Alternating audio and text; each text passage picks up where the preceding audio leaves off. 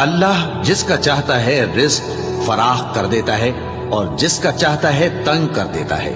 और काफिर लोग दुनिया की जिंदगी पर खुश हो रहे हैं और दुनिया की जिंदगी आखिरत के मुकाबले में बहुत थोड़ा सामान है। और काफिर कहते हैं कि इस पैगंबर पर इसके परवरदिगार की तरफ से कोई निशानी क्यों नाजिल नहीं हुई।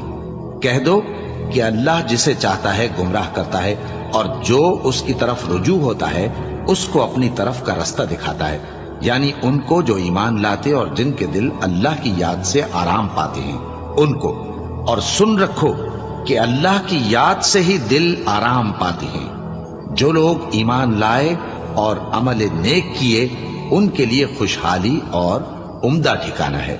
जिस तरह हम पहले पैगंबर भेजते रहे हैं उसी तरह ए नबी हमने तुमको इस उम्मत में जिससे पहले बहुत सी उम्मतें गुजर चुकी हैं भेजा है, ताकि तुम इनको वो किताब